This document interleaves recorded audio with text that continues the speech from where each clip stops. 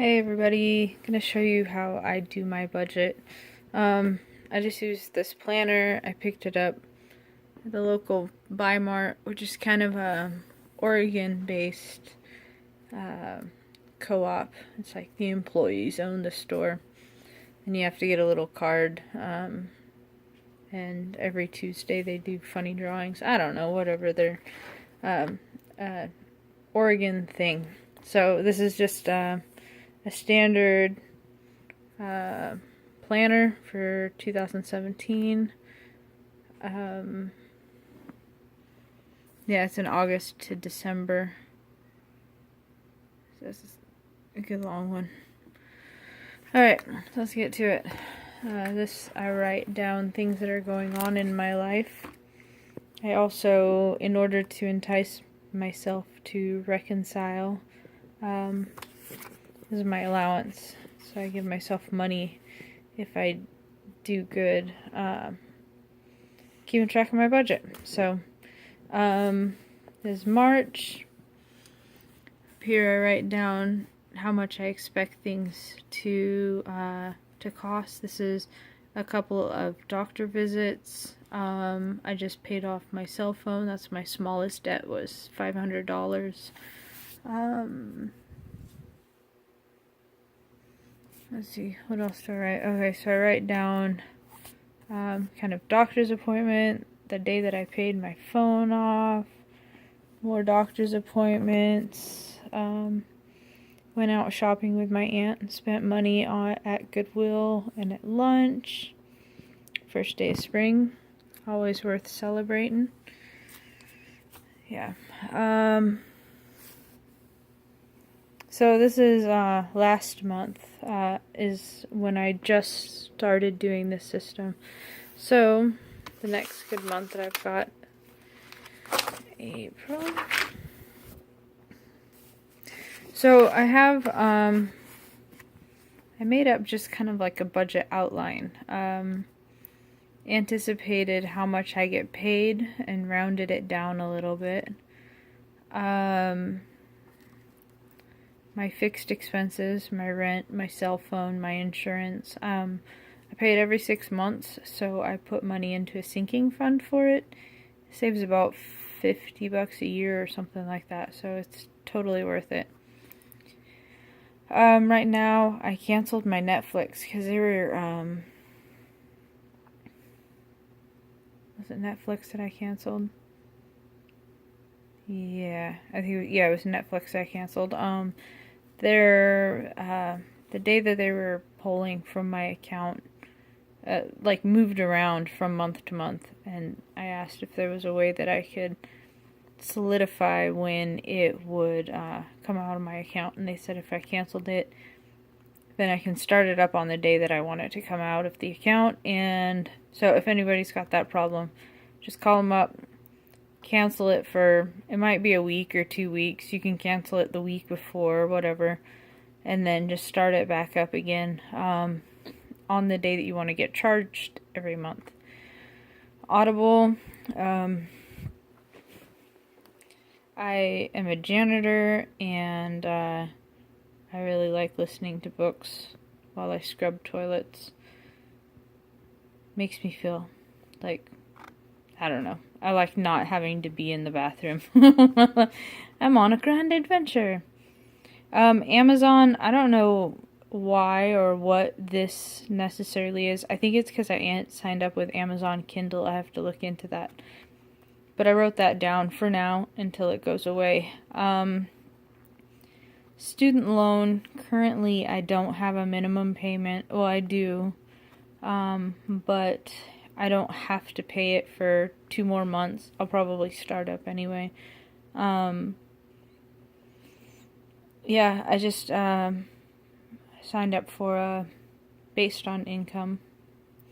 My food, every month I pull out $250. I usually use $200, and then the $50 is going to go towards gardening supplies, and that will reduce my my food bill in the summers. Fuel, $100. I give myself 250s. That's more than enough to fill my truck up for the month, and all the extra money, excuse me, will go into a sinking fund for my car. That's car replacement and car repairs. Copay is for my insurance copay for medical insurance. Plus, I'm also saving up for some dental work, so that's why I'm putting $90 a month away. It's only $20 per visit for the medical stuff. So I want to get this up to $1,000. I think I'll probably just, as this gets up to, I'm keeping track of $40 a month for medical copays, and then everything above that is okay to use for fillings, crowns, things like that. Here's the car fund. I have copay, car fund, our sinking fund, savings accounts that I have through my bank, so they automatically withdraw $25 a month and $90 a month without me having to really do anything about it. Also, my car insurance also automatically deducts and goes into a savings account. It's connected to my main account. For my pets, I put aside $30 a month. Their food is $15 for my cats, $18 for my rabbit, but my rabbit only needs food twice a year. And cats are pretty much monthly, so that extra $10 a month goes into a fund to be able to buy vet visits with them and whatnot. So these are my fixed expenses. Every month I consider these to be my bills. Oh, and chiropractor, $190 a month. It costs a little bit less than that, but in May, it'll land that I'll have 3 visits that month. So I'm going to treat that like a sinking fund right now and fund a little bit ahead. Next are my flexible expenses. These are the things that I don't have to pay for. I don't consider these bills. These are the luxuries. I give myself an allowance, $100, $20 a week every time that I reconcile my accounts. And that extra 20 goes into a personal fund so that I can buy things that I like fancy face soaps and fancy face creams and things like that. Basically personal care, fancy personal care, or even for buying myself something better than that.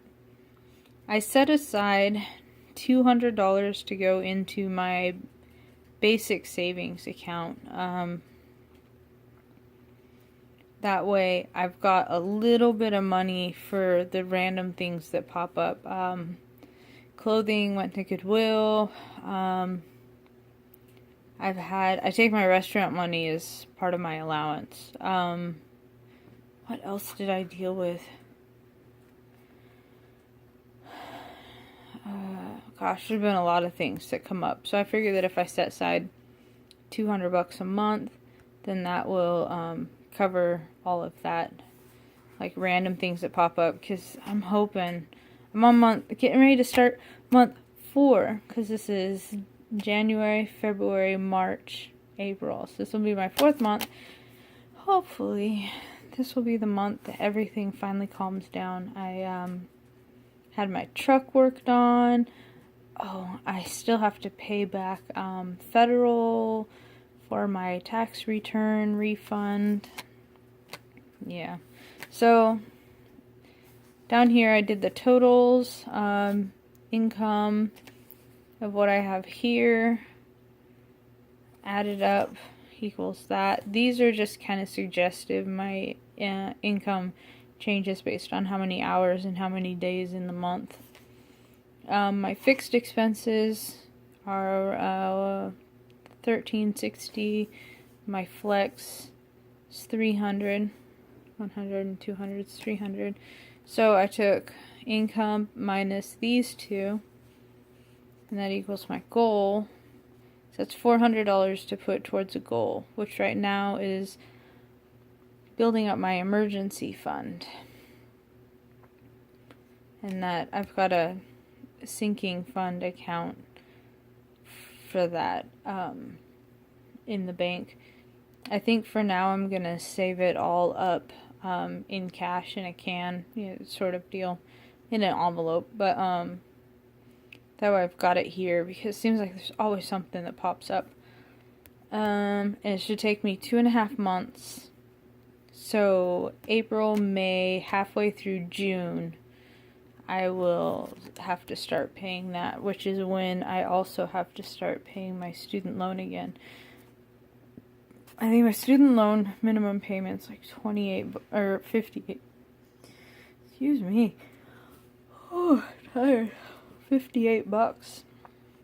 So, whatever's left over after 2.5 months, so that would be $200 that can go to student loans in April, May, June. In June. So that'll get that started off. Is when I need to start paying that. And then, from then on out, that $400 a month will go towards the student loan. Actually, I should probably use it for filling up things like the car fund. I want this to be, well, actually, let's start with, what do I have? My copay, I want, I need to get some dental work done. So if I put $400 a month for 2 months into that, I would be able to really get a lot of dental work done. My pets, I would like to have $1,000 set aside just for emergency vet purposes. So being able to put $400 there, it's going to take me a little while to really get cranking back on this debt, but by then this will be down to what, call it 300. I'll just start throwing $100 at this when this has to go back on being paid again. Yeah, anyway, so whatever. This is how it works for me. This is based on the every dollar style. Just take your incomes. Other income would include any tax refunds, gifts that you get if you want that to count towards any of this. You want to use birthday money to pay off a debt or something like that. You would put it down here, and then you'd add it into your calculations over here to figure out how much you have left over to go towards whatever your goal is. Anyway, so that's how I do this part of it, sorting out what I pay. Now let's get all of this stuff sorted back out. Okay, so up here, I'm kind of keeping track of my sinking funds, how much money is going to be in my sinking funds for, I don't know what 416 is. So my car, that takes $25 a month automatically. My medical dental is copays. That takes $90 every month, so that'll come up to $205 this month. My insurance pulls $110. This is the 4th month, so $440. And my emergency fund, that one doesn't automatically add any money to it. I have to add money to it, because these will forever cost me money. I figured that I set these 3 up, the car, the medical dental, and the auto insurance. They just keep pulling from my account because I'll always need to pay those off eventually. And then my emergency fund, add to it when I'm ready to. My bills, my phone. I don't really know how much my phone's going to be because I just paid off my phone. That should drop it almost $40 a month. So, should take it down to 110, 112, something like that. I hope. But I'm not writing anything until I get to see my first bill. Entertainment is my Netflix, Amazon, and Audible. I got $40 a month set aside usually for that. That $10 goes for randomly ordering an extra book on Audible. Bills, sorting out my bills. Rent, phone, everything. I just make sure that I write it at the month, and then this is how much it costs. $19,000. And all this, if I put $400 towards my emergency fund, the rando savings allowance, whatever.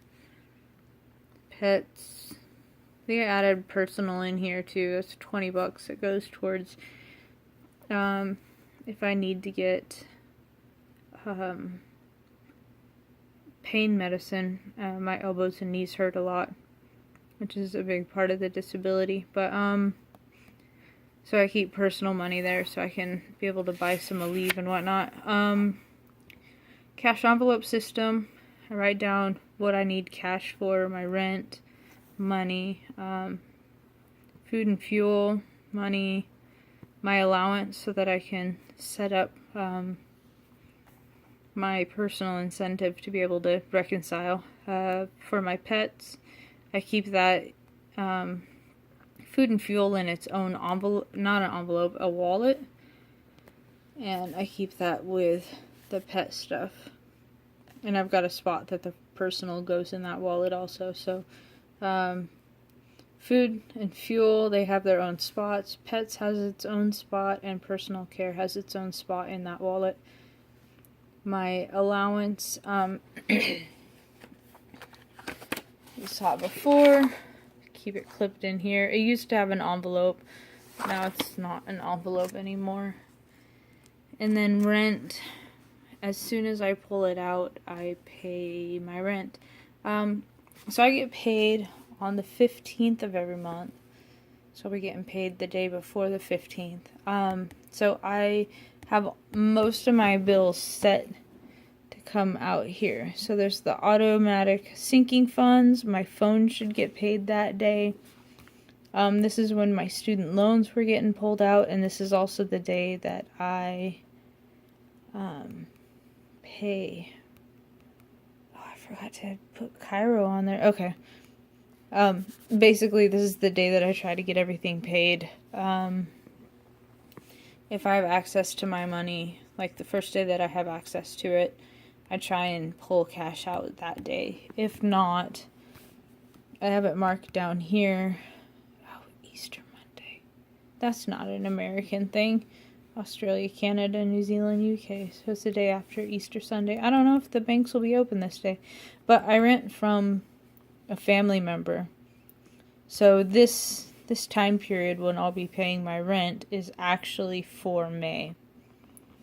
So I'm paid through April already. It's easier to just pay the money right off, and then I don't forget about it. I've got 2 weeks to forget about it before my rent is late. Something that I need to start doing in here is to start keeping track of what I spend on days, things that I've done. Something I've noticed, I've been carrying my debit card with me a lot lately, and I'm charging up things I don't need. Junk food, or avoiding packing a lunch and just buying something at the convenience store or the grocery store. I'm trying not to do that. So this is going to be one of those spots where I do better at keeping track of what I got going on, where I went, what I spent, things that I was feeling, so that I can maybe figure out if there's triggers for my weird spending tendencies. So part of reconciling every week will be writing all this stuff down. I worked a little bit ahead in April. Yeah, it doesn't look like I went too far. So I get paid on a Monday, and everything comes out that day. Yep, just random things written down. So that's how I do mine. My calendar budget, make sure that I get paid. I mean, I pay everything on time. My finances are really pretty simple these days. This month I do have to pay back for an ER visit and a copay visit for a doctor's visit. So that'll make this one, I won't have the full 400. I don't know what I'm gonna do. But hopefully nothing will pop up this month and I will be able to actually really start snowballing things, which is the goal. Alright, laters.